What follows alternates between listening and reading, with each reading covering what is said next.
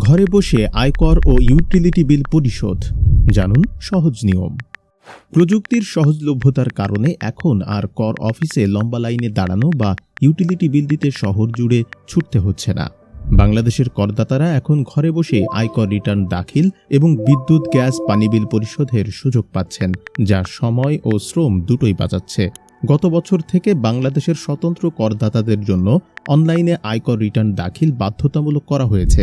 2025-26 অর্থ বছরে প্রথম দিনেই 10,000-এর বেশি করদাতা অনলাইনে রিটার্ন জমা দিয়েছেন, যা আগের বছরের তুলনায় 4 গুণ বেশি। 65 বছরের বেশি বয়সী, শারীরিক প্রতিবন্ধী এবং বিদেশে অবস্থানরত বাংলাদেশিদের জন্য এই বিধান শিথিল রাখা হয়েছে। অনলাইনে রিটার্ন দাখিলের জন্য প্রথমে www.etaxnbr.gov.bd পোর্টালে প্রবেশ করতে হবে। সেখানে রেজিস্ট্রেশন শেষে রিটার্ন সাবমিশন অপশনে ক্লিক করে ধাপে ধাপে আয়ের তথ্য দিতে হবে। করদাতাদের চাকরি, ব্যবসা, ভাড়া ও অন্যান্য উৎস থেকে আয়ের বিবরণ, সম্ভাব্য কর ছাড়, সম্পদ ও দায় সম্পর্কিত তথ্য পূরণ করতে হবে।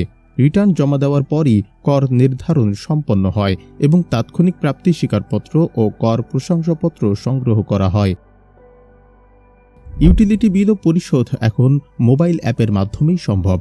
দেশের অন্যতম কেন্দ্রীয় ডিজিটাল পেমেন্ট প্ল্যাটফর্ম একপে ব্যবহার করে একই গেটওয়ে থেকে বিদ্যুৎ, গ্যাস, পানি, টেলিফোন এবং ইন্টারনেট বিল পরিশোধ করা যায়। ইতোমধ্যে গাজীপুর সিটি কর্পোরেশনের আবাসন কর, ট্রেড লাইসেন্স ও পানি বিলের সুবিধা চালু হয়েছে এই প্ল্যাটফর্মে। এছাড়াও বিকাশ, নগদ, রকেট, উপায় এবং ট্যাপের মতো জনপ্রিয় এমএফএস সেবাগুলো ইউটিলিটি বিল পরিশোধের সুযোগ দিচ্ছে। বিকাশ অ্যাপের মোর সার্ভিসেস থেকে বিডি ট্যাক্স সিলেক্ট করে যেমন আয়কর সেবার জন্য অর্থ পরিশোধ করা যায়, তেমনি বিদ্যুৎ, গ্যাস, পানি বিলও পরিশোধযোগ্য। ট্যাপ অ্যাপ থেকে 40টির বেশি সেবার বিল দেওয়া সম্ভব।